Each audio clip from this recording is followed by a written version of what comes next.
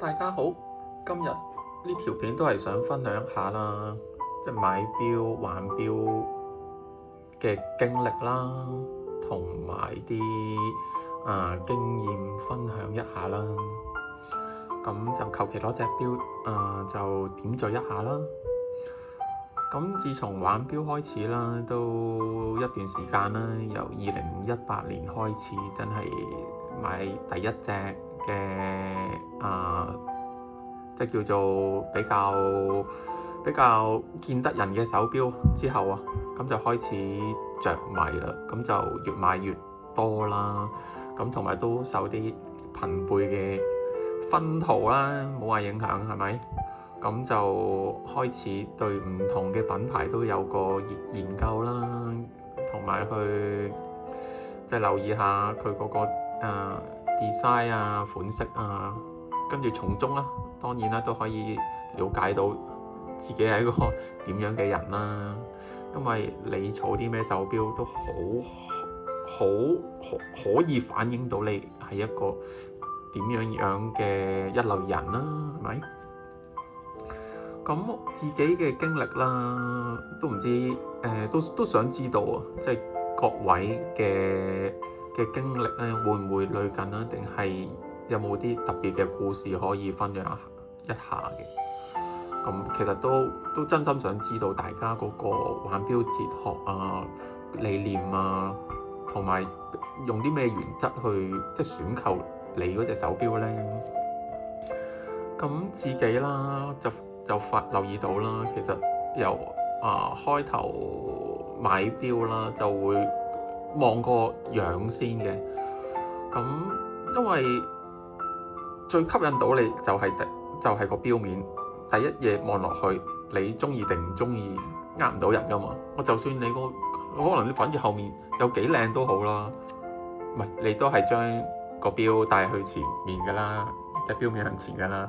咁當然有師兄都即係講笑咁講啦，又話可能有啲款式嘅手錶嘅機芯啦，就靚到係真係要反轉戴嘅，即係好似 GO 啊嗰啲咧，背頭係真係好出色嘅 A-line 啊嗰啲咧，非常之出色啦。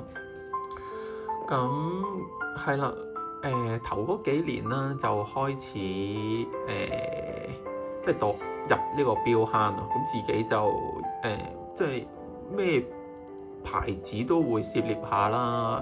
咁當然係小眾啲或者係叫做細價啲嘅手錶開始啦。譬如好開頭嗰陣時咧，咁就係留意緊精工嘅五仔啦。即係性價比非常之高嘅五仔嘅錶，好多款都係一個好廉價嘅價錢咧，你都擁有一個即係幾有誠意嘅作品啦。咁啱唔係啊，我附近隻錶就攞唔到出嚟去同大家分享一下啦。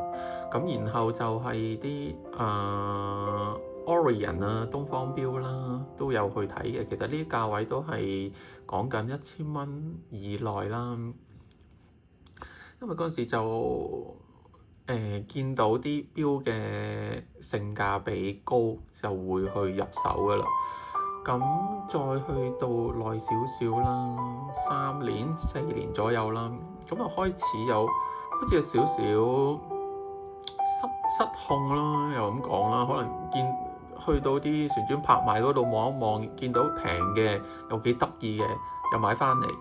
咁久而久之，可能都會入咗10隻8隻啲，真係我都唔想講啲10隻8隻嗰啲垃圾翻嚟。咁你雞肋都不如啊！有啲嘢真係，咁就開始反思啦。嗰陣時咁樣買落去，好似唔係辦法喎。咁係啦，一路買，咁樣去到10隻變20隻，20隻變30變40，咁一路上落去，高峰期一路買咁樣，去到成70隻以上，都好似都有100隻以上添嘅。咁非常之唔健康嘅。咁終於得起心肝啦，咁就會做翻啲篩選啦，即係譬如可能要放3隻出去嘅，咁先至可以買一隻翻嚟嘅，咁就慢慢咁樣去揀產啦。咁因為都好容易會知道嘅，有啲錶攞咗上手之後，你會發覺嗰個感覺係點樣，即係你都會知道呢隻一定唔會大嘅，咁我放出去啦，唔要啦，咁樣咯。咁又或者有啲錶陪過你啊，有啲特別嘅古仔，可能去過邊度旅行，咁啊同小朋友去過邊一度，係嘛？咁可能你帶住呢隻錶 pass 咗啲乜嘢 interview，咁呢啲就會留低啦。係啦，咁其實都開始即係換咗嗰個形式啊，即係對於買錶上面。咁但係貫徹一樣嘢咧，都係錶面為主啦。咁其實都會見到自己最中意嘅就係一個簡潔又斯文嘅 design 啦。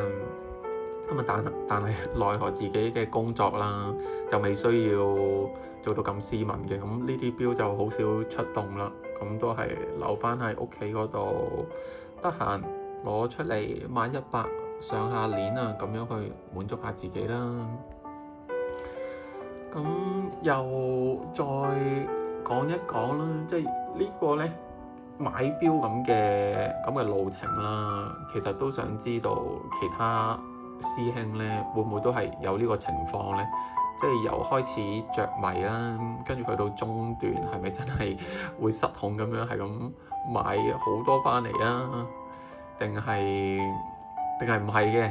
大家都揀錶都好小心嘅，都會即係經過心思細選先至會去入手一隻手錶咁樣啦。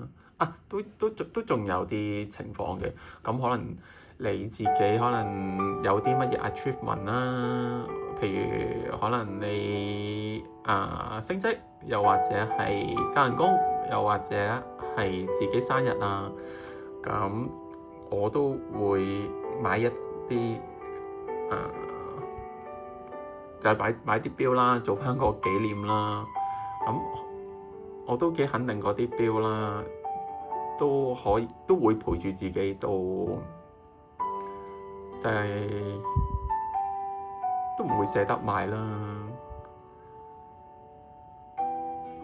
就可能會當係另一種形式去將呢樣嘢去傳承咯，或者俾我嘅小朋友去繼續延續落去咁樣咯。